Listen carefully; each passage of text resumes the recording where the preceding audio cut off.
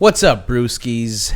My name is Marco Dupa, and with me, as always, it's the great and powerful Adam Obesius Rodriguez. Yep, buddy.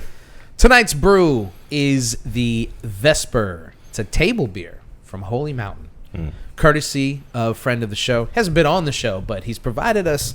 You even call him a sponsor at this point. Proprietor of the show. That's my boy, Big Mike. Love you, buddy.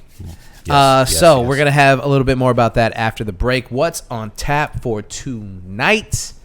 Well, we are the premier place to come to if you want the most in-depth conversation and analysis about Halloween Horror Nights. And we deliver to you what only could be delivered on the One Beer In podcast. True. We're going to go through all of the just announced houses and give our first thoughts. Some exciting stuff. Yes. Yeah. What else we got? We have some less exciting stuff.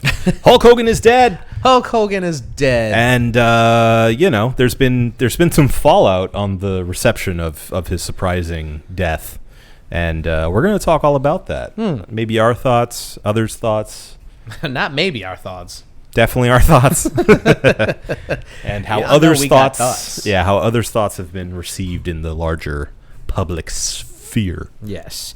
But before we do that, and before we do anything, we must crack open this brewski and start the show. It is episode 470 of the One Beer In podcast.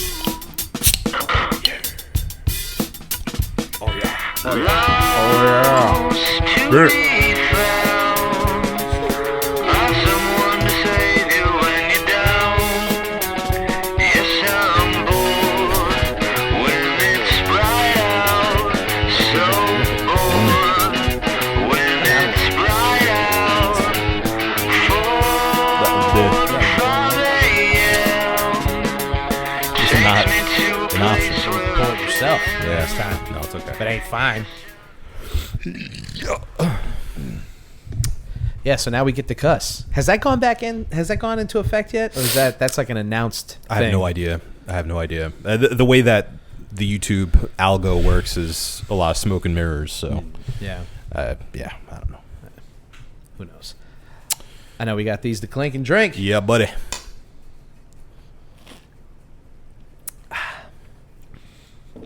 Ooh, interesting. All right. This is the One Beer In podcast, the podcast where two brews crack open a brew, and we see where that one brew takes us. I'm Marco. That's Adam. Yeah, Speaking buddy. of Adam, you want to tell the people a little bit about what we're drinking tonight? I would love to. I did it. That's okay. I We got there. I made it there. This is the Holy Mountain Vesper Table Beer. Cold read is on the bottle. Thank goodness. Thank God. Table beer conditioned with Brettanomyces. Brettanomyces. Vesper is brewed with Pilsner malt, flaked rye, and wheat. It's lightly hopped with Syrian Golding and Cascade, and fermented in stainless tanks with one of our favorite strains of Belgian yeast. Re-fermented in the bottle with Brettanomyces. 3.8% ABV. A light drinker. Fucking A right. Yeah. All right. Let's start with some light news. Some fun stuff. Yeah. Some good stuff. Yeah. And that is, ladies and gentlemen, Halloween Horror Nights. Oh, we're almost there. We're so close. It's crazy how soon it is. It's right around the corner. Yeah. It's going to be hot. It's going to suck. Real hot. If you're not from here and you're listening from somewhere else, we were in Stay a out. heat, yeah, you stay out of here. We were in a heat advisory the other day. It was For like the past week. It's Yeah. been crazy. It was like 100 degrees. Felt like 115. Yeah. So It's like 100 in the shade. yeah, it's not been fun. No, it's horrible. Not been fun. I mean, I went to I did like the park hopper thing, hit Epcot and Hollywood Studios and all that jazz, and I mean, wore some good walking shoes, wore the shortiest shorts I could find, Yeah. and was just drenched in sweat. Yeah. Like the instant you walk out there, you're just like, oh, well, this is just how I'm gonna feel today. Yeah, it's inevitable. No. No, you got to embrace it. Yes. Know you'll be wet. And actually, that's what keeps you cool. Yeah. I hate going to horror nights when it's hot. Yeah, it really sucks the spirit and the fun out of it. Yeah. Yeah. Or when it rains. That sucks too. You just want a cold night. I'll take a 70. I'll take a 75. I'll take a 75. Yeah, I'm sure you will. Yeah. I'll take a perfect day. Actually, you're really putting yourself out. I'm saying like for most people in the country that are not living in constant summer, that have seasons, like a fall night would be in the 60s, maybe the 50s. Let's get crazy, you know. But here it's like, no, it's going to be like 87 degrees and humid. Yeah. And you're going to enjoy it. Yeah. Yeah. You're going to learn to live with it. It's only getting hotter. So even on the like cold days, it's only getting hotter. It sucks. Yeah. I don't want to hear that. Yeah. Let's not talk about that. Okay. Let's talk about the fun stuff. Yeah. The swell stuff. Swell. The scary stuff. Yeah. Spooky stuff. Spooky stuff. So we have the full list of 10 haunted houses officially announced by Halloween Horror Nights in Orlando. I haven't been keeping up with the Halloween one, with the Hollywood one, because obviously we ain't gonna go there. But I didn't know there was a Hollywood one. Oh yeah, yeah. I see what you. Yeah. I thought you meant Hollywood Studios in Florida. I was like, I didn't know they were doing a scary thing. No. The Hollywood. The Hollywood. Horror Nights. The classic Hollywood, if you will. Gotcha. Yeah, who gives a shit? Yeah, they've got their own thing going over there. Find another podcast for things related to California. Maybe there's like a clone of us on the West Coast that can talk about Bizarro Us. that. Yeah. What? Okay. Yeah. Sherry has an issue with Bizarro.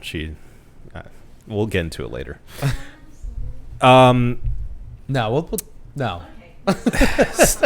Stop derailing us. So we have the 10 houses officially announced. Let's go through the licensed houses first, because I find generally the more exciting ones are the original houses. That may just be me. Yeah. Because the licensed ones obviously bring in a lot more people. Yeah. But no, I don't think you're alone in that.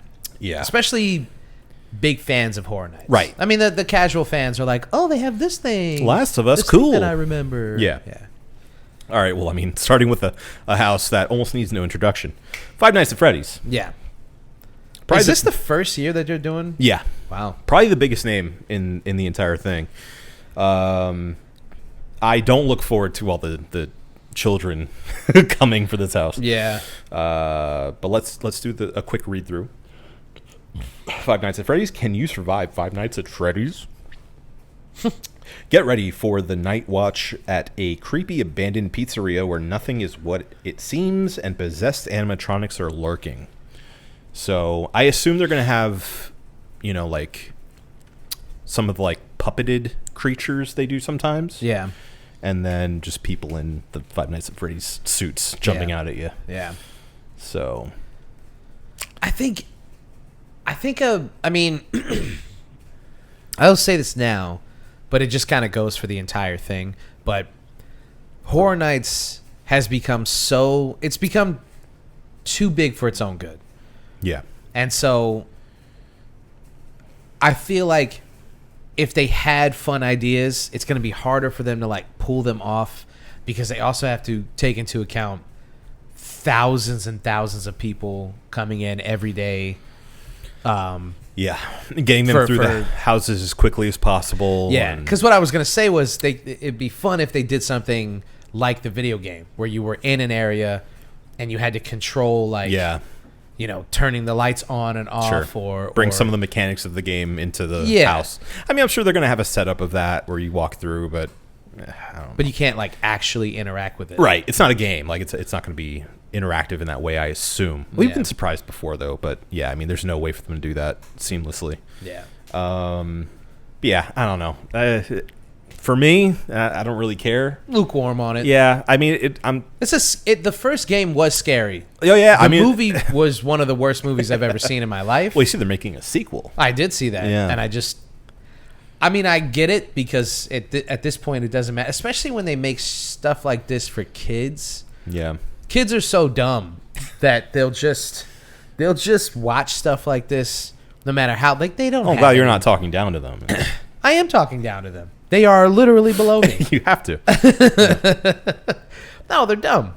Kids are dumb. I was dumb.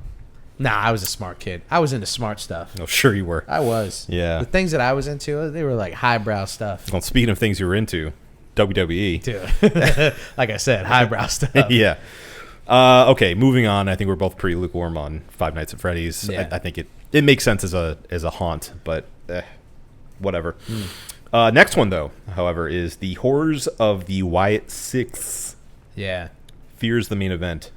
Go head-to-head with the Wyatt Six as they lure you through the ominous doorway to their shadowy realm.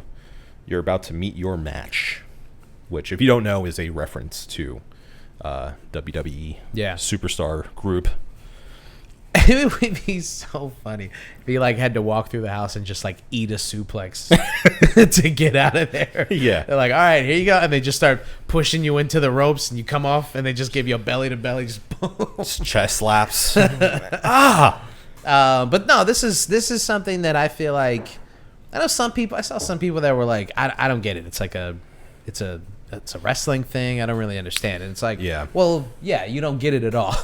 It would be, this is like the equivalent of if Horror Nights had this idea to implement IP like this, 15 years ago, you would have seen a Kane and Undertaker house. Yeah. Oh, yeah. Like they were that popular at the time that you would have seen something like this then.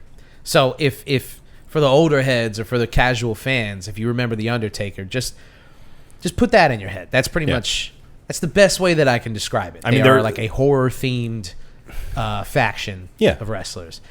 If you've listened to this podcast, I had a whole thing about when Bray Wyatt died. Mm-hmm. This is a group that was supposed to be his group. Yeah. And it's led by his younger brother, Bo Dallas. So, yeah. I'm excited about it. I think it looks... even just the idea, I'm like, yeah, I'm into it. Let's see what they do. It had been rumored for a while, and I was like... I don't think they're going to do that. It seems like, I would say almost like too much of a stretch. It'd be too good of an idea. Yeah. Like it just didn't, it makes perfect sense. Like it speaks to me personally, but I wouldn't think that enough people would be into it that they would make it an IP house. I am actually surprised that they are doing that. Right. But wrestling is back. So yeah, that could be why they're like, this is finally the year to do something like this. Yeah. I'm happy to see it, and I think it is the perfect choice to bring in WWE to this event. Yeah, and it makes perfect sense. Excited for it. Mm-hmm. Speaking of things that are a shoo-in for this event, Terrifier. Yeah, the Terrifier isn't clowning around. That's a terrible title. Terrible. Try your luck against Art the Clown in the Terrifier Funhouse. You'll witness the grotesque handiwork of torture and be exposed to the spatter of his victims. It's a whole new level of gore. I think these blurbs were AI. I think these are ChatGPT blurbs. I wouldn't be surprised. Like they're just almost too punny. Yeah. Like the Wyatt Six one, like meet your match. Yeah. Are you gonna be fighting them in it? I hope. That would be sick. The last section is you're just in a ring with them. And you gotta like escape. Can't get pinned. There's not enough interactive stuff. Yeah. We what? I mean, I was going to say, speaking of the Terrifier house, there's a rumor that there's going to be a, quote, wet option and a non-wet option on this house. So that's kind of fun if that's true. Well, like you get like splattered with... Yeah, with, I'm sure, real blood. Yeah. So I assume there's going to be a bit more interactivity. I mean, they've tried to do it in the past where there's like splitting paths or you get a flashlight. I remember it was in one house before. It's tough. It's just, again, like I said, too many people. It's too big. It's too much. It's too big. Too much is going on. Yeah, it's just too difficult now. Which is why, like, even though I don't go to them myself, I understand why they're so important. Your local haunts. You know? The local haunts. Like, they can be so much more interactive, so much more intimate, and scary usually because they can take the time to focus on you and your group. Yeah. And stop the line for a while so you get a fresh experience when you're walking through a haunt. We really should go to the one in Altamont. I keep forgetting. Petrified Forest. Petrified Forest. Yeah. I've always wanted to. I have never been. It's fun. I've always wanted to go. It's really fun. So that is an option for you folks out there. But Terrifier, movies are what they are. I enjoy them for what they are, but they are bad movies. We actually surprisingly have seen all three. Yeah, we have. So that being said, I think it makes perfect sense as a haunt. I am semi excited for this house. I think it'll be fun to have all the, the classic scenes of Art the Clown torturing the people and sawing through them and stuff. And all you freaks out there that want to fuck him. Oh yeah, there's plenty. Yeah.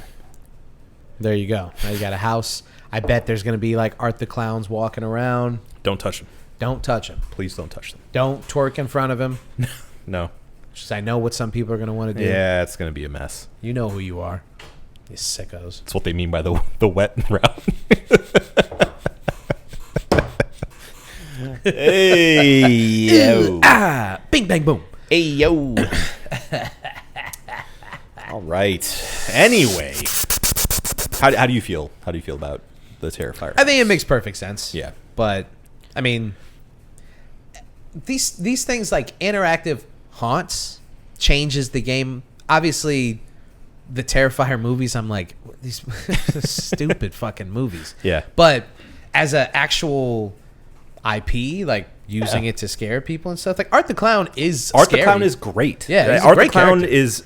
he deserves better movies. Yes, he is a good character, original, fun, well thought through character. Mm-hmm. So I do like that. Yeah, agreed. Okay, speaking of horror icons, we have Jason Universe. Evil doesn't stay dead. The iconic horror villain Jason Voorhees is coming for you. Step into this terrifying world from his sinister shack in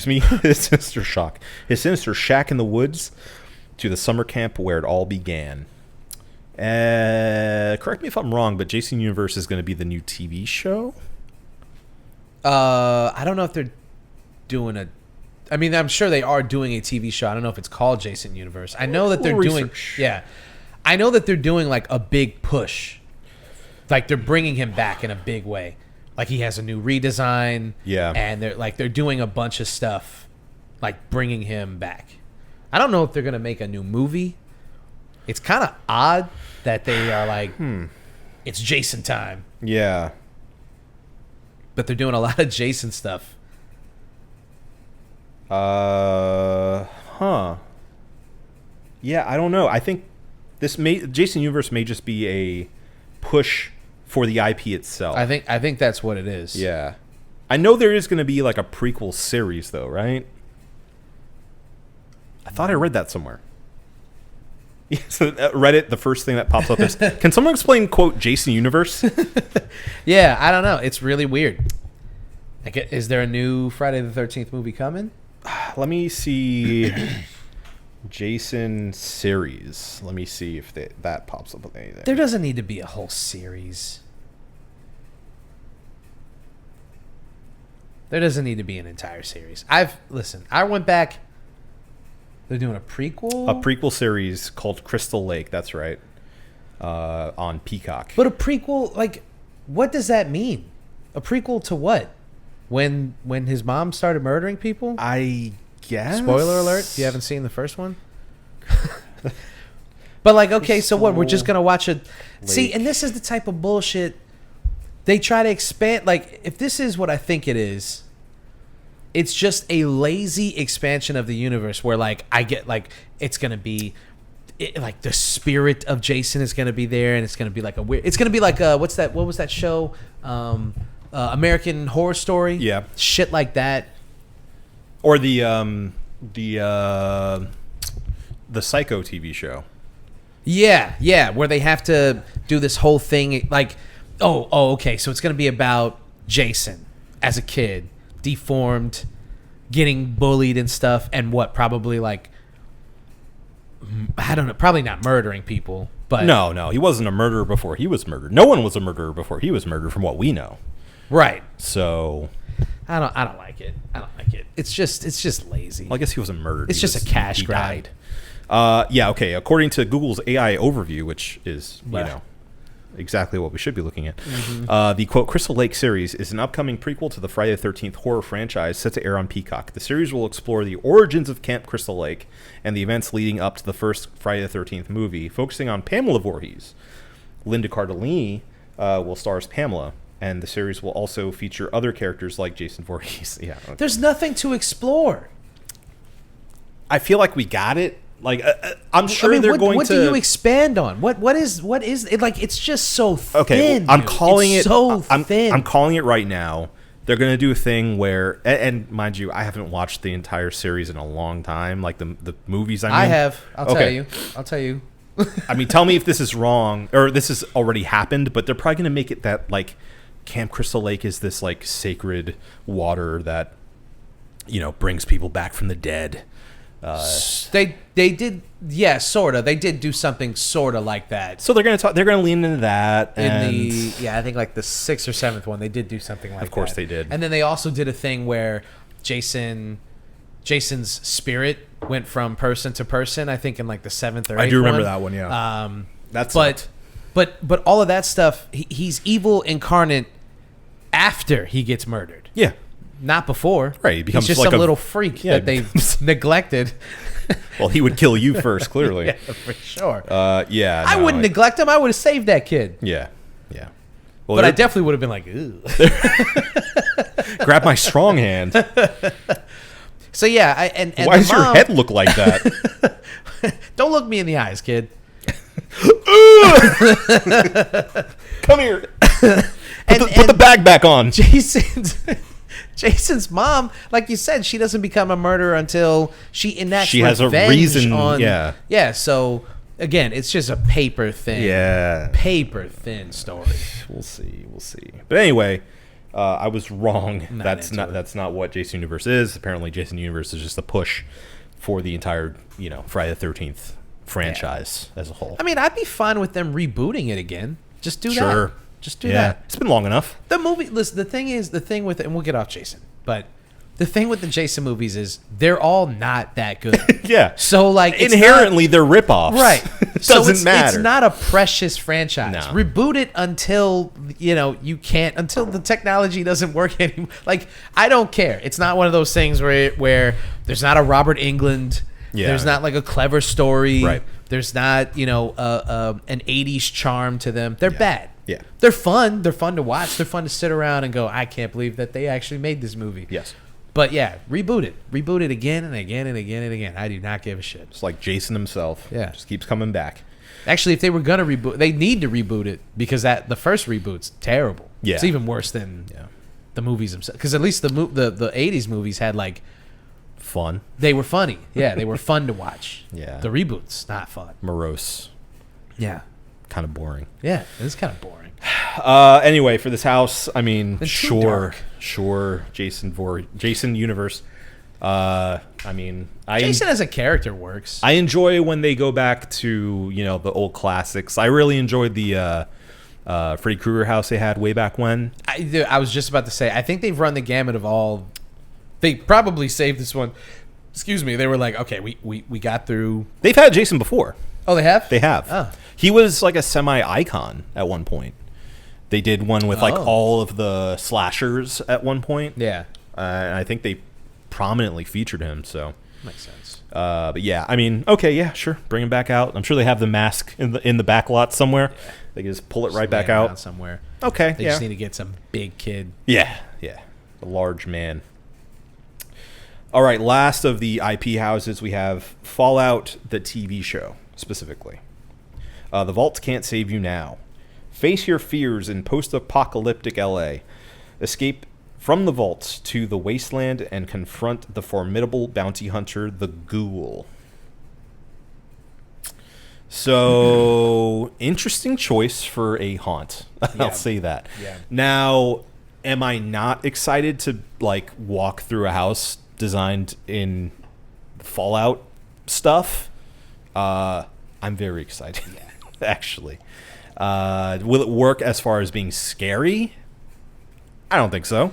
That remains to be seen. Yeah. But I like the show, and I love the games, so count me excited to see what they do with it. I'm hoping for, like, another sort of experience like the Last of Us house where it's like, oh, I remember that. Oh, I remember that. Or like, oh, I recognize that prop. It's always cool to see those things like full scale in person. Yeah. So for that, I'm excited for it. Do I think it's going to be the scariest house? No, certainly not. But no. I mean, there are like scary parts of the games. sure, the ghouls, Yeah, and anytime. monsters, But I think part of what makes those rad roaches. elements of the game so scary is you don't have to go into that cave. Yeah. You know, you don't have to explore that plot line, right? Yeah. You could finish the game without having to do certain things. Sure. And so I think inherently when you make a choice like that, you're putting yourself in unnecessary danger. Yeah. And that's, I think, adds to what's scary about this stuff. Is like, you don't have to go in there. You know, and whatever horrors you face when you get down there, just remember, you made that choice. And you may not be able to get back out. Mm-hmm. So I think that, like with a house, it'd probably just be like jump scares and stuff. But there's nothing inherently scary about Fallout. No, not really. I mean, besides nuclear annihilation, but Sure, but that's more of an existential thing. yeah. Yeah, the idea of it is frightening. Sure. I mean, they do tend Horror Nights. I mean, now is it really even that scary? just do it. Just get it over Just with. do it. At this point, I mean, how much more can we really deal with? Well, we'll see. I was going to say, Horror Nights seems to really like to chin up. Sorry. It's okay. Horror Nights does like to do a kind of like a melty house. And like What does that mean? like a nuclear fallout kind of house. They've done that before. I remember specifically one of my favorite houses from the past was the one where you're in Vegas and it's like a nuke went off and you're in this nuclear wasteland. It's essentially Fallout. It's Fallout New Vegas. Yeah. And I remember loving that house because it was so like well thought. Actually, Penn and Teller hosted it. Oh, Funny enough. why? Oh, because it was in Vegas. Vegas. Yeah. So they had like a whole pre-show thing, and you know it's all really well themed and fun. And I can almost guarantee they're going to reuse props from that for this, and have a lot of the same theming. In which case, I'm excited for it because that was one of my favorite houses from the past. Yeah. So, yeah. All right. Okay, into the original IP. Hatchet and Chains, Demon Bounty Hunters. They're the outlaws from hell. It's just the... Are they trying? All right. In this old west town, all hell is breaking loose. Red-hot lava demons are trying to possess everyone, melting everything in their path. Your only hope? Hatchet and Chains with their mystical weapons. What does that even mean? I have no idea. What does that even mean? It's like a B movie or like a silly comic you would pick up. Well, it's funny you say that because this was pulled from the I forget the name of the house, but they've done it a few times where it's like a bunch of B movies that are spliced together. Yeah. It was a poster in one of those that they've now made a full house out of. Oh, that's cool. So it's interesting you pick up on that. But yeah, it is. I think it's supposed to be a B movie come to life essentially. Yeah. I'm into that. It's interesting. I'm not saying it's not interesting. It's just kind of confounding. Like there's this whole deep storyline. It sounds more like a game or a movie than a house you walk through. A paper thin plot. Yeah. Like I don't know what's supposed to be. I guess Hatchet and Chains are these like immortal heroes in the Wild West. Is it two guys? Mm-hmm. There's Hatchet and there's Chains, I assume.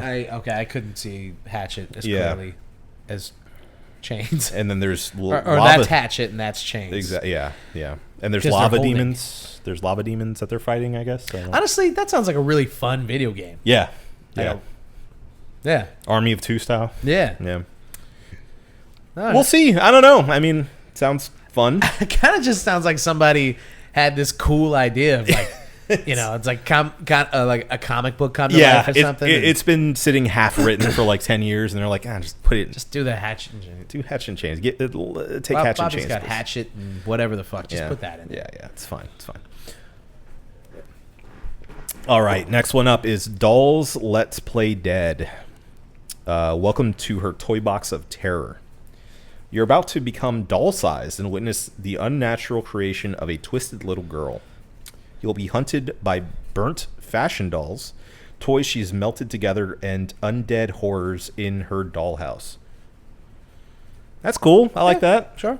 Dolls Unique are always idea. creepy. Yeah, and especially like I assume the entire set is going to be giant sized, so you're going to feel small. Yeah. Big old blocks and toys and stuff that make you feel small. It's probably it's just going to be that scene from Toy Story. Yeah. With all the freak toys that come out. Into that. That sounds interesting. The way that is written, though, looks like it's Let's Play Dolls Dead. You know? Because, like, the font being a different color there just shouldn't be... Okay. So, you say that, and I think we're both wrong. Because the title underneath it says Dolls, Let's Play Dead. Yeah. So, apparently that's what it's called. It's not, well, you said Dolls Let's Play Dead.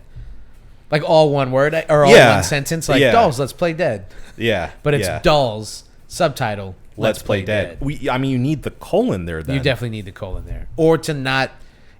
Dolls should be in that color. And Dolls should be white, and then the rest of it should be that Dead, creepy... Yeah. Well, who are we? What are you going to do? Not important. Not important. Next up is Grave of Flesh. Your dead meat. Welcome to your funeral, where things are about to go from bad to worse. You'll enter your grave and then the underworld, where flesh eaters who feed on the dead will hunt you for all eternity. Okay. Flesh eaters that feed on the undead? Or the dead?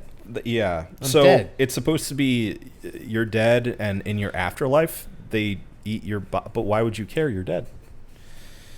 Convoluted. Yeah. I think they kind of... That feels like a last minute kind of... Yeah, that one feels like a stretch. Yeah. That one doesn't feel as thought through. Yeah. Next is Galkin, Monster of the North. Call forth a legion of terrors. In a remote northern village, a wicked being rises from the dead, bringing a horde of monsters and demons from the fjords to wreak havoc on the townspeople. Try to escape the belly of the beast. So this looks like a Nordic kind of theme one. Okay. So they seem to like to do like at least one snowy house per event. So this seems to be the one. Fine. I don't know. I mean, I do like when they do like the outside kind of look in the studio that they have, or soundstage, I should say. I always do like that, and it seems like that may be what they're going for, which is exciting and cool. But I don't know. It's okay. It's all right. All right, last one is El Artista, a Spanish haunting. Maestro del Arte y del Terror. Thank you. You are Puerto Rican. Maestros del Arte y del Terror. Yeah. In 19th century Spain, I just want them to understand. In 19th century Spain, a tortured artist moves to an isolated country manor to seek inspiration. Instead, the art comes alive and possesses him. You're about to be part of the permanent exhibition. That's cool. I like that. Yeah, that sounds cool. Yeah, I like that. That sounds unique. Yeah, I like that one. Seems to be the best written one so far. Yeah, for sure. Agreed. Excited for that one as well. All that being said, how are you feeling about the event this year? I don't know. Honestly, with the original houses, we've done this, years and years, and there's always the couple of houses where you're like, that sounds lame as fuck, and then you go and you're like, oh, I was totally right. That house was awesome. It's always fun. So I'm gonna reserve dramatic judgment, I should say, but first impressions, the IP stuff is stronger than the original stuff. right now. They seem fun, but they seem a little phoned in. I'm not going to front. And, I mean, it's hard to come up with the original houses year in and year out. Yeah. I get that, so I don't want to be too harsh with my judgment, but... Well, and again, they could be awesome. They could be awesome. They could be awesome. Yeah. But I will say that, like, this is the first time in a long time where I'm like, the original houses seem kind of lame. Yeah. And the IP stuff is kind of overshadowing it. Because, I mean, as much as I think that the Jason movies are terrible, I do enjoy them. Yeah. So I'm, like, excited about that. Terrifier, I'm excited about seeing Art the Clown. Yeah. Five Nights at Freddy. I agree with you. It's just going to be a bunch of Rugrats running around. But that doesn't detract from the fact that the house is probably going to be pretty sick. And then, obviously, the Wyatt Six, I'm like, that's my shit. Yeah, exactly. So, like, the IP stuff, I'm more excited about right now. Yeah, I mean, this is the first time in a long time that the IP have really overshadowed the original IP. And the irony is, like, they're not that strong either. The IP stuff is, like, not crazy. Yeah, that's true. I mean, the Wyatt Six one is like I think a high watermark for me this year, just because it is so, I think, perfect. Yeah, and it's a very original idea because it's Yeah. not just like all these other things make sense. Yeah. But the Wyatt Six thing, you have to kind of make a little bit of a leap, and Yeah. the fact that they're even trying to do that is commendable and exciting. The rest of them kind of write themselves. Sure. So, except for Fallout. Except for Fallout, weird. yeah. Fallout's Fallout's pretty weird. But even so, like, I still am excited for that just because of the IP itself. Yeah. Yeah, I mean, I don't know. Still seems exciting enough that I wouldn't want to skip this year. No. Gotta go back. Yeah. Skipped last year and the year before. Yeah. It's been a couple years for me. Yes, man. The last one was the one that we went to with Last of Us. Yeah. Which is a great time as always. And I believe that was the year before last. I think. Yeah, because I don't remember going last year unless I got my time frames missed. No, we didn't go last year. No, I don't think so. I think it was a couple years Yeah, ago. we went the year before. Yeah, so we're due to come back. Yeah. But yeah, we'll see. See how it goes. Yeah. We will report back as soon as we do. Mm-hmm. And hope you stay tuned for all of that fun. Of course. Of course. About the girls. About the FGO. All right. You guys want to get into the heavy stuff? Doesn't matter. We're going to do it anyway. We can't hear you. Yeah, we're not listening. This isn't Dora the Explorer. Unless you thought it was last week, but it's not. We tried. Okay. Hulk Hogan. Well, first of all, it was one of those weird death comes in threes kind of thing. Yeah. Malcolm Jamal Warner passed away. Mm-hmm. Ozzy Osbourne passed away. Yep. And then Hulk Hogan passed away. Strange threes, Yeah. first and foremost. Secondly, that whole death comes in threes thing is really interesting because it's like obviously millions of people died in the past like couple of weeks. Right. And not to say that Malcolm Jamal Warner wasn't like a notable person or a famous person, but to the level of Ozzy Osbourne and Hulk Hogan. Yeah. It's just funny that people are like, man, death comes in threes. It always does. That's remember crazy. the son from the Cosby Show, and then also one of the most famous rock stars of all time and the most famous professional wrestler of all time. Yeah. All on the same level for sure. It's crazy. No disrespect to Malcolm man. Jamal Warner. not. I will say I was really, really sad to Yeah. see that. I mean, I think his death probably impacted me the most out of the three, if I'm being honest. Because I had just seen him on Tiny Desk. Yeah. And he was doing interviews and stuff. And I think he's in some like medical procedural or something like that. Like he was doing well. And it was just like, he's one of those guys. It was just very strange. Very unexpected. Very too. unexpected. Yeah. Well, I mean, yeah, he died by drowning, I guess. Right, yeah. So it was like a freak accident. So Yep. one of those things where, like, you know, Ozzy Osbourne lived way past his expiration date. Yeah, You know? that's for sure. And Hulk Hogan was probably a little past his due date as well. Yeah. We're not going to really focus on the two of them because there's not much to say in regards to their legacies. They are intact. And although Ozzy obviously has a lot of his own controversies, they pale in comparison to Hulk Hogan and everything that he's, not even close. So he passes, and it's really notable because, and I was thinking about this. Actually, I was thinking about it the other day before he died. Like, when guys like him die, how do you mourn people like racist? That? Racist, yeah. How? Well, I guess I know how I do, and we'll obviously get to that. But I mean society at large. Yeah. And it was interesting seeing how people handled it because it was kind of exactly how I thought it was going to go. Yeah. Which was like people just didn't know how to do it tactfully. No one knew how to do it. Very mixed. I don't think one person nailed it really. Yeah, yeah. Every single person who had something to say about it just did not nail it. I think I'm like back into wrestling and stuff, so I follow all these pages and I'm paying attention to the stuff that's going on and stuff, and I don't know if they did. I will say I don't know if WWE did anything on the shows yet. I think they did.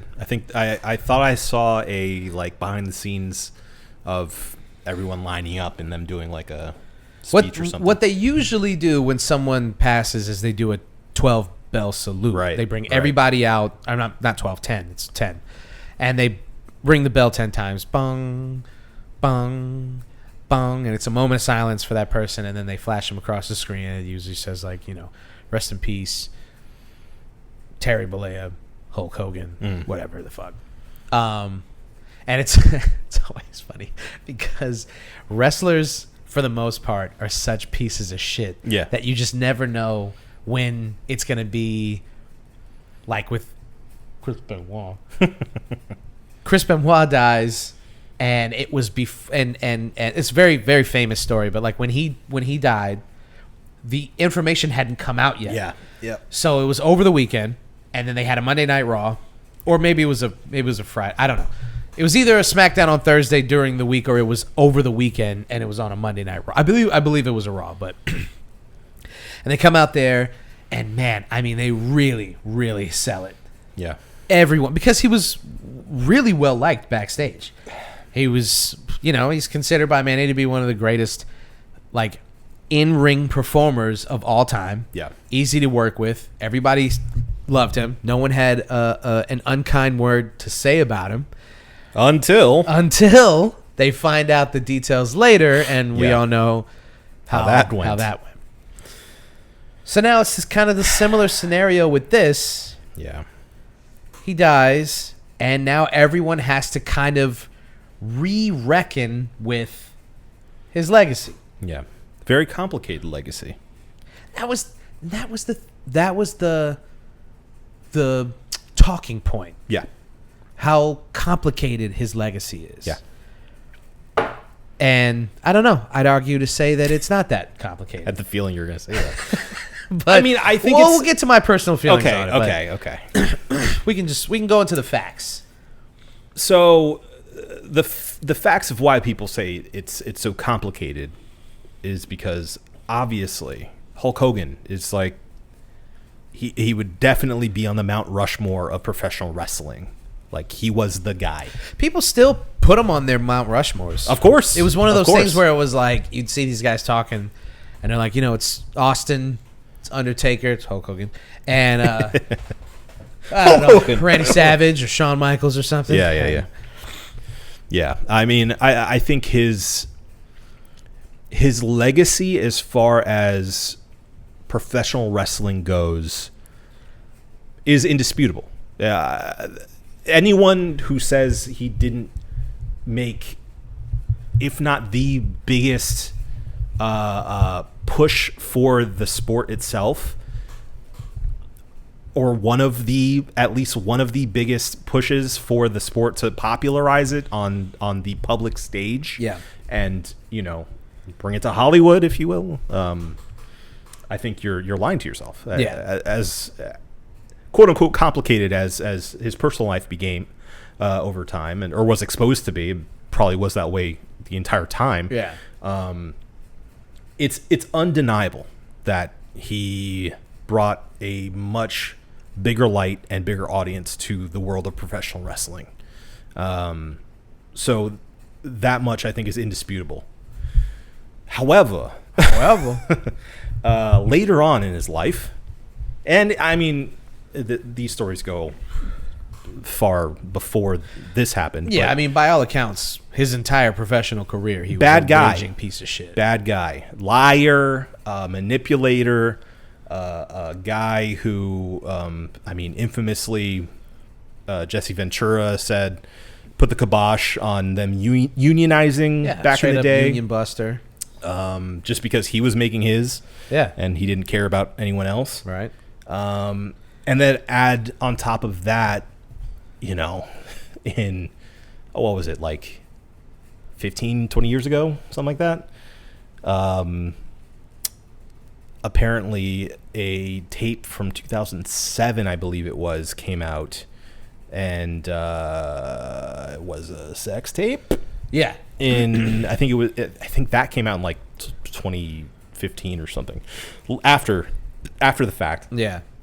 A sex tape was leaked by Gawker. Yeah. And it happened to be with local celebrity Bubba the Love Sponge. Yeah. His wife. Where he was getting cucked by Hulk Hogan. Apparently something he enjoyed to do. And Not gonna yuck anybody's yum, but you're not gonna cuck anybody's. not gonna cuck anybody's cum. Yuck. That's real Bubba the Love Sponge quote there. What happened to him? I don't know, man. I don't know. I mean, after all this came out, it was like, it's kind of just disappear. I think that's what happened. Yeah. I don't know. And there was a bunch of local guys that tried to take his place. Yeah. Oh, yeah. They all sound like this. Yeah. I never watched Bubba or listened to Bubba the Love Sponge. Shock jock. But yeah. His wife was the Love Sponge. I mean, whatever you like, man. But anyway, yeah, that was leaked by Gawker. Then he sued Gawker for leaking that sex video. Yeah. And he won. Yeah. And also Gawker Media was essentially destroyed. Yeah. Because they became a target because of politics, I believe. Yeah. And they got taken out. But within that entire proceeding, a audio excerpt was leaked about him talking about his daughter dating a black guy. Yeah. And he said some things. Yeah. You gonna go through it? I can't say it. I'm not gonna go through and say all of them. Yeah. And I can. I don't wanna. Yeah. Just. I mean, I have it pulled up here. Essentially, he admits to being a racist to a point. Says effing N-words. And then essentially, you can read the excerpt for yourself, but says like he'd rather his daughter date a professional like athlete. Yeah. Instead of just a, regular guy, because at least she would get money. Right. At least that would make it worth it. Right. So he also says that like his worst nightmare would be to die and then come back as a black guy. Yeah. But he doesn't say black guy. No, he doesn't. And he was like, because then that would be penance for all of the mistakes I made in this life would be to come back as a fucking N-word. Yeah. That's his worst fear. Yeah. Is to be black. Well, I mean, maybe he'll come back. Oh,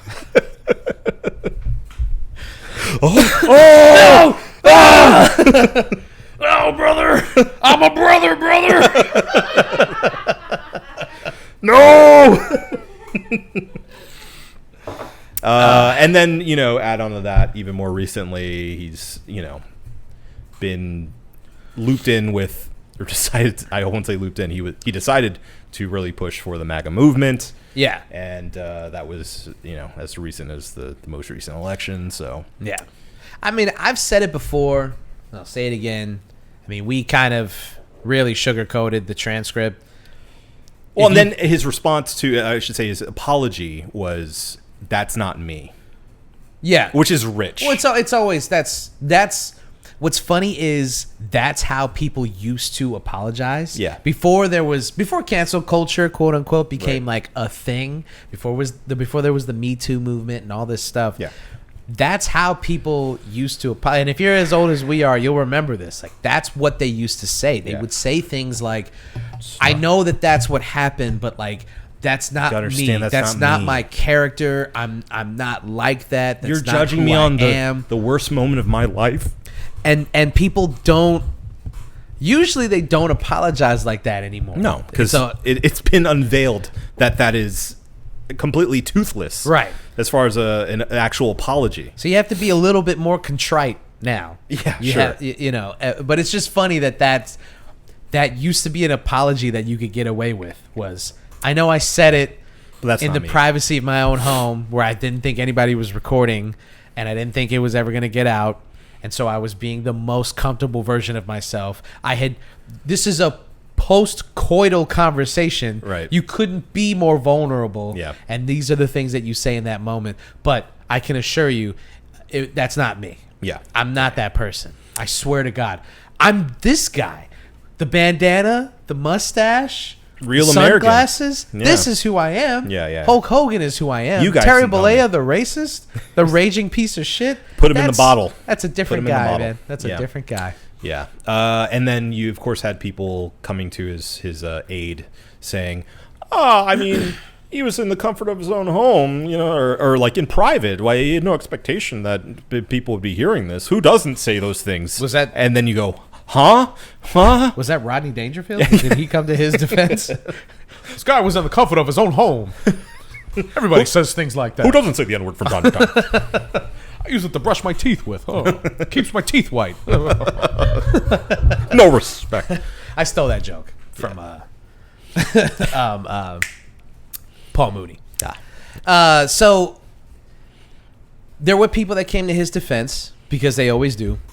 And what's shocking then and what's still shocking now is how much of an impact Hulk Hogan must have made in so many people's lives that they're so willing to.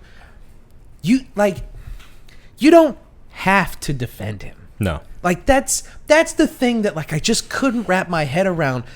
And there was people in the past couple of days, there have been multiple people who have been like canceled by proxy because they felt the need to stick their necks out for Hulk Hogan. Yeah. And so other people were like, why are you trying so hard to defend this? You don't have to fall on the sword. And there were so many people that I was like, buddy, you don't have to. So, like, for example, the Joey Swole thing. Yeah. If you don't know, this is very, like, chronically online. So if you're not aware of any of this, you don't have to be.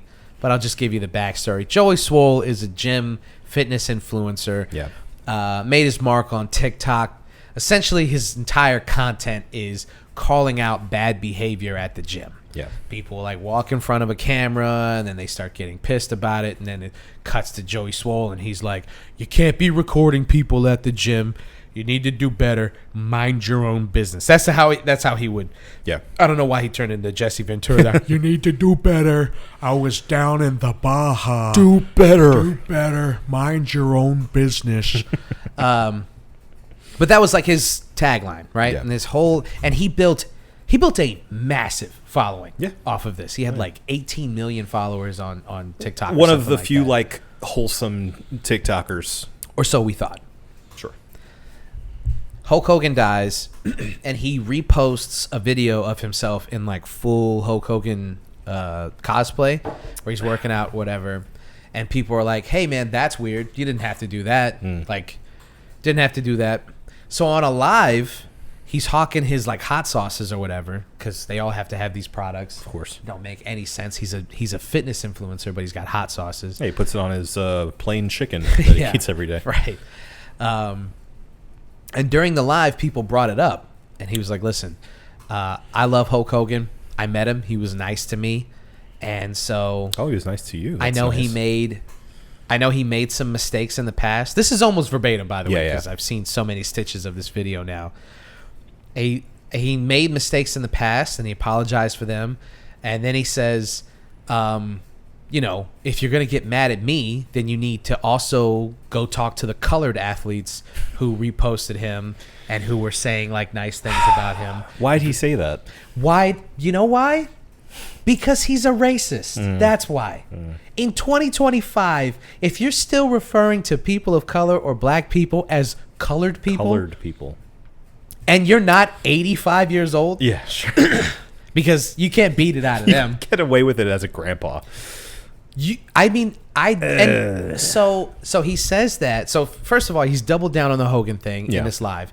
Then a bunch of people come at his neck for the live. Then he finally posts a video where he's apologizing. He deletes the picture of him in deleted the video. Hogan. It was a video of him as Hogan. That's right. He deletes the video.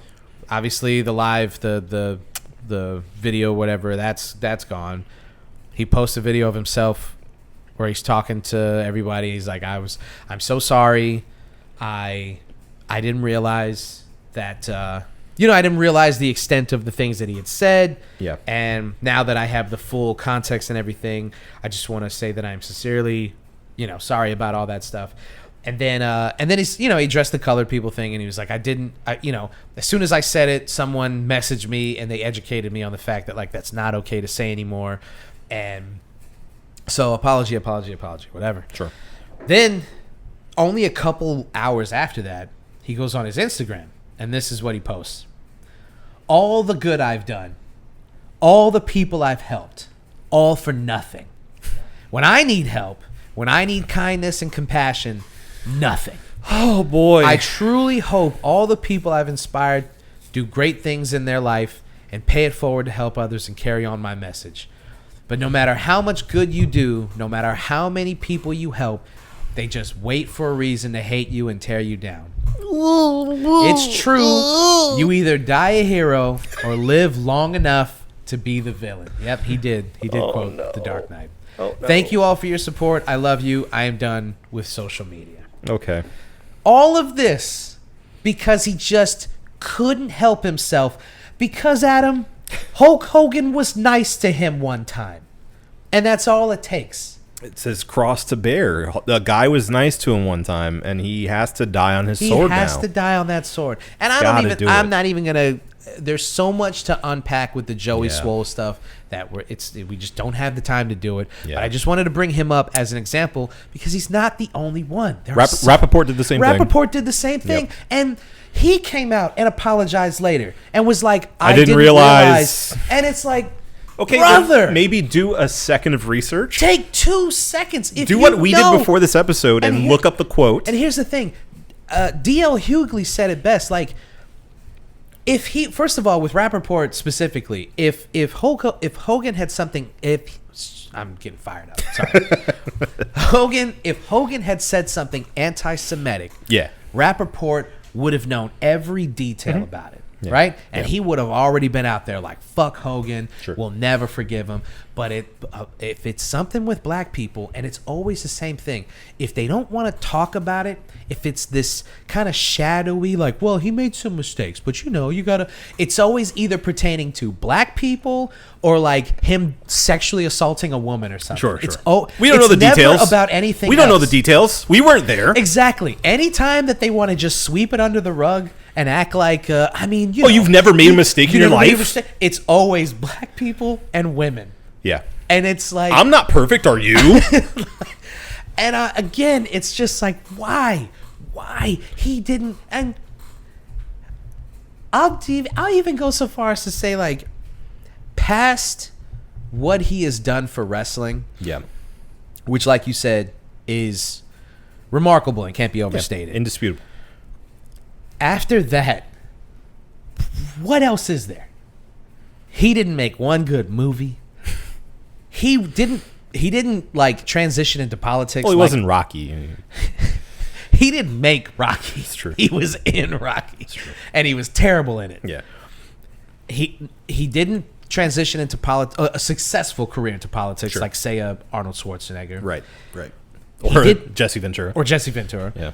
He didn't have a post wrestling career that is notable other than like he had a reality TV show for a while. Yeah.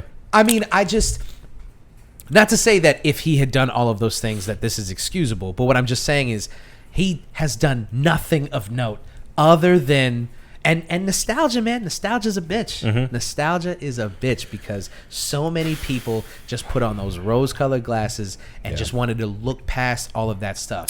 And I guess my biggest issue is it is so easy for people like Joey Swole and Michael Rappaport, white people, to just look past that stuff and go, yeah, he made a mistake, but he apologized. Well, we're going to hold it over this guy's head for the rest of his life. It is so easy for you guys to do that when it comes to black people, when it comes to people of color, when it comes to people when it comes to any marginalized not colored people. Learn your lesson. Whenever an oppressed person is oppressed, it is so easy for you guys to look right past it and just be like, well, I mean, come on, it's Hulk Hogan. What are we going to do? Be mad at him forever? Yes, dude. Yes. Yeah, I don't understand the impulse to avoid the idea.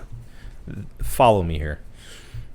The impulse to not realize that sometimes these things are not for you to litigate. You know, it like his apology is not to you, right? As someone who is not black, right? It's not to you. It's not for you. So therefore, you can't accept it upon someone else's behalf. Right. Sure, you can, say, well, I don't care.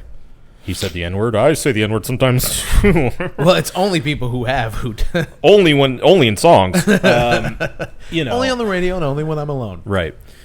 Or on Call of Duty. Yeah, right. Only when they deserve it. Well, I can't think of anything worse. Only when I get really mad. Yeah, that's all. Yeah. Sorry. Only when I'm thinking of the worst thing possible. Right. Can't help myself. The ancestors are speaking to me.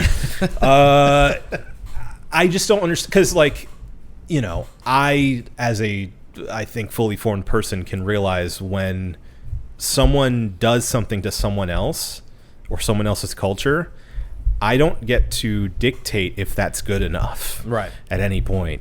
Right. That's not for me to decide. And I've seen a lot of people trying to play revisionist history with Hulk Hogan and saying, what he said wasn't that big of a deal. Dude. Yes. Or what he did was way more important than, his mistakes in his personal life. And, I think there is at least a modicum of an argument to be made of people saying, like, I hate the man, but I respect what he did for professional wrestling. I can see how you can do that. I can't do that. Right. Not with this. Oh, that was thunder. Big old storm. I'm sorry, Terry. I mean, he sure is looking up at us right now. I was about to go, I'm sorry, Terry. But yeah, I mean, I don't understand why that's such a hard concept for people to get, but it seems like it's really hard for people to understand. Well, and the thing about, like, with Hulk Hogan specifically, when people are like, I hate Terry Bollea the man, but I love Hulk Hogan. Hulk Hogan sucked too. That's the thing that, like, he sucked as well. Right. Like you were alluding to it before, like, all of the stuff he did as a professional wrestler, like, all of that stuff sucks too. The only, like, if you grew up in the late 80s, early 90s, then I mean, you have this vision of the say your prayers, eat your vitamins, he was the Hulk man. Hogan, then Hollywood, the heel turn, probably the greatest heel turn of all time. Damn, that was loud. The floor shook. That's crazy. Well, if it's a hurricane, we'll never know because of Trump. But It's been coming for a week, and we just have no idea. Right, it's just been right around the corner. So, even as a character, even as a wrestling persona, Yeah. that guy sucked too. Yeah. And it's so funny that some people are able to separate the art from the artist when it comes to someone that they like. Of course. How easy it is for you people to be like, well, I mean, it's the Hulkster. Yeah. Yo, even when I was in as a kid, Hulk Hogan wasn't in my top 5. Yeah. I'm not even trying to be like that guy, but I'm like, I can't. Where we are like a generation removed from his like we're at pinnacle of superstardom. Of course, he was still around. Of course, he did the heel turn and all that stuff. But he was Hollywood Hulk Hogan, the legend already at that point. Yeah. He was already a legend. Right. It's mostly Gen X people who are like, I can't not love him. Yeah. But it's like, and a lot of it, I've seen a lot of it from non-wrestling fans too. It's because he touched those people like more than he did. Oh, okay, not adding more allegations here, brother. Like he went beyond, the wrestling, professional wrestling, into that superstardom for those people, and he may be the only professional wrestler they know. Yeah, I think that's fully within the realm of possibility. Yeah, so, of course, they're like, it's Hulk Hogan. He's iconic. They know him, probably. I mean, everybody knows The Rock because he's mega famous. And then, like, maybe The Undertaker. Maybe. I mean, because he was pretty famous, too. I mean, he didn't transcend wrestling. But yeah. Anytime you talk to people who are like, yeah, I used to watch it. Undertaker still wrestling? Yeah. That's the question I always get. Yeah. Undertaker still wrestling? Yeah. Yeah, man, he's 105. He's still going. Yeah. He's got Batman knees. Yeah, that scene in Dark Knight Rises is always really satisfying when he puts the thing on and just like squeezes his knees. Yeah. Like, I guess that's all it takes. It's fine. Yeah. The only problem he had, I have no cartilage. Yeah, he just had loose knees. Yeah. That's it. Now he's back. Tighten him up. He can punch bricks or kick bricks. Yep. All he needed was just his knees were too loose. Yes. Lucius Fox helped it. Yeah, so this litigation of his legacy, as you were saying, is completely unnecessary, and that's what's been so disappointing this past couple weeks is just it's not something that I'm gonna be like heartbroken about that people that I shouldn't say look up to, because I don't look up to celebrities anymore. I'm not a fucking child. But people that I respect, I guess. Relax. I don't know. I just, the more and more that this type of shit happens, it makes me go, you can't trust any of them, and you shouldn't trust any of them, and you certainly shouldn't look up to any of them. Sure. Yeah. They are what they are. Right. They're just rich people playing a game or doing a thing. Anyway. They're selling you something. Yeah. They're just salespeople. Yeah. But there are people that I respect, in so much as you can respect these celebrities.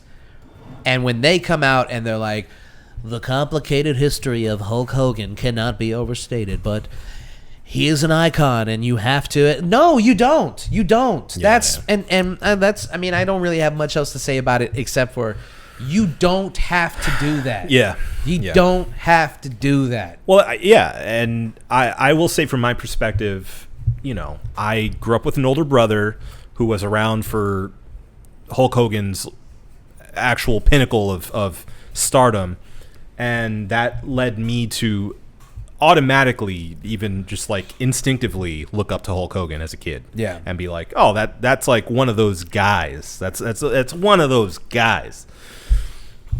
When all that stuff came out about, his misdoings behind the scenes as a wrestler, even like him being shitty to, his coworkers and others, and then also the cherry on top of him being a raging racist and him excusing it as saying, that's not me, and growing up in South Tampa, that's just how we talk sometimes. I was like, it at the time was just so disappointing, and it continues to be disappointing to me, because I would love to be able to celebrate Hulk Hogan in what he did as a professional wrestler, in the ring, on the mat. Like, I wish I could celebrate that. Yeah.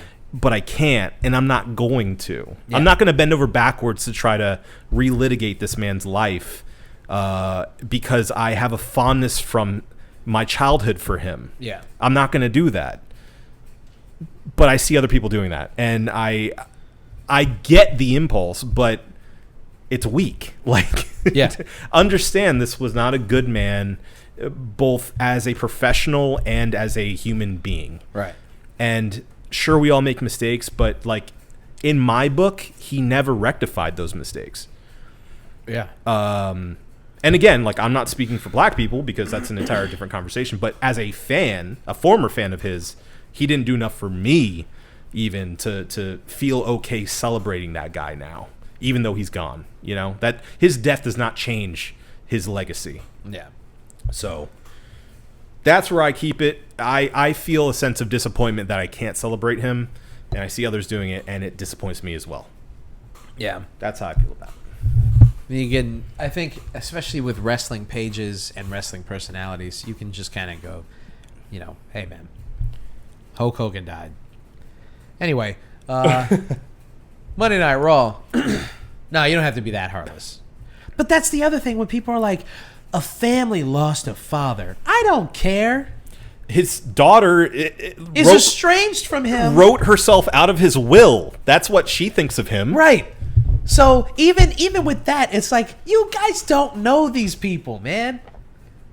You know what they want, what they put out into the public eye. What we know about these people, what the public information that we know. And the public information that we know is that he was so mad at his daughter for dating black men that he disowned her. Yeah.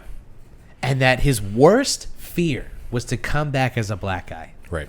That's what we know about him. And imagine what we don't know about Terry Bollea. Imagine what we don't know that made his own daughter go, I'm done with this guy. I could live off the fat of the land for the rest of my life, but instead I want to make my own way and not be known by this. I want to be out of this. That's what we don't know about Terry Bollea. Yeah. So think on that. Chew on that, brother. Yeah. And as I love to say, and will continue to say, rest in piss. Fuck Hulk Hogan. Amen, brother. Yeah. All right. Let's review this brewski. Okay. Or no. Cheers of the week. Cheers of the week. I have no beer left. Yeah, actually, neither do I. And I'm a little almost done with this land shark. Should we just... It'll count. What's your cheers? Oh, my cheers of the week goes to... Now that I've beaten it, Death Stranding 2. All right. I am just so happy for Hideo Kojima and the fact that, like, he's somehow found a way to continue, like, just making these confounding big swing games, and continues to do that. Like, it's amazing. He's like in his 60s now. I hope he keeps doing it. Yeah. I am like, this game makes me excited even more for the future of what he has planned, and I feel like I'm always on edge about, like, is he going to jump the shark this time? Is it going to happen now? Like, is this going to be really bad? And he has yet to do that. I'm happy to say Death Stranding 2 is a extremely big swing that connects for me. May not connect for everyone, and that's fine. But I would rather have a divisive game than one that's just, like, okay to everyone. Yeah. So I think it's great. There's lots of callbacks to Metal Gear that you'll enjoy if you're a fan. And I, like, when I rolled credits in the game, I immediately went back and just started doing more deliveries. And it's just so much fun. Like, the mechanics are great. The the delivery system is a lot of fun. They've really maximized everything that they worked on with Death Stranding 1. The performances are incredible. It's really showing that, like, sure, he's picking just, like, random celebrities to be in his game, but at the same time, like, the fact that they are actors just really showing off because like every performance in the game of the main cast is excellent. Yeah.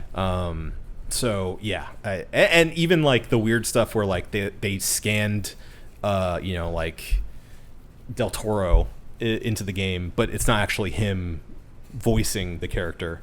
Oh. Even that works. Yeah. Like even stuff like that. They did the same with Nicholas Winding Refn, the guy who did Drive, the director of Drive and other movies. It's not him, but it's like his scanned body in it.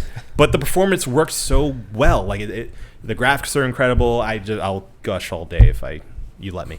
But I immediately jumped into playing the original Metal Gear Solid right afterwards to get back to the source, and I'm like, it's all here. Like you can feel the DNA in it. So I've had a great time. Highly recommend it. Go back and play the first one, and then jump into Death Stranding 2. It is a lot of fun and really good. All right. Yeah. Beautiful. Speaking of sequels, my cheers of the week is going to Alfredo 2. The Alchemist and Freddie Gibbs got another one on their hands.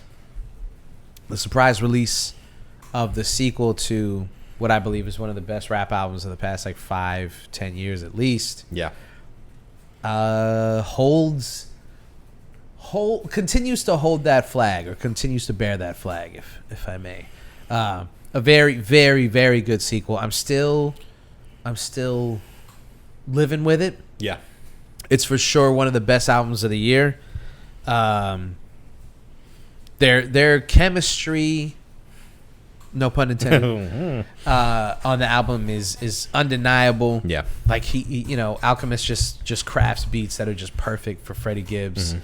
And very few guests on the album. It's just Gibbs, and it's not like a super long album. It's just banger after banger after banger. I mean, this has been a pretty good year music so far, man. Yeah. And we're only halfway through it, so we got a lot of stuff. I mean, that new Drake album is coming soon. Okay. Iceman, baby.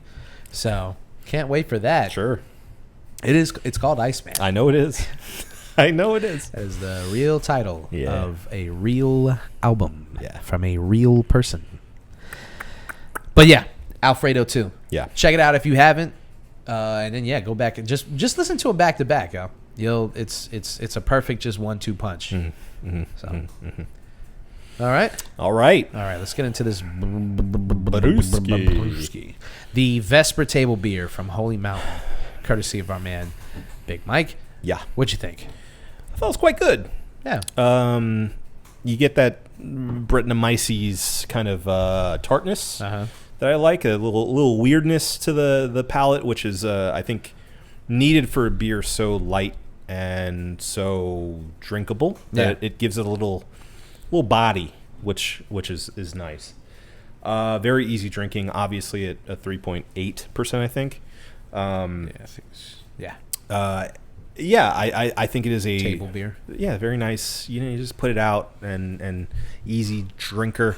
I give it a 4.5. I think it's good. I think it's very good. Would have again. Yeah. I think I gotta go 5. Okay. I think I'll just bump it up just a little bit. Yeah. Could really see myself drinking a whole bottle of this by myself. Oh, yeah. It's real nice. Like you said, just pour it out, have a good time with it. I want multiple bottles of it. Yeah. Clean, slightly hoppy. The Brett in there gives that kind of effervescence, a little dryness. Yeah. Really well balanced. So going with a 5. Very nice. All right. Yep. 4.5 for you and a 5 for myself. Yeah, that's right. You think we got it? I know we got it. Well, if Obi says we got it, then this episode is over. This has been the One Beer In podcast for myself, Marco Dupo, for Adam Obesius. Yep, buddy. Thank you guys for listening. Drink delicious beer and have yourself a beautiful evening. We love you. Don't lie to the people. There's nothing. I got a drop. Lukewarm.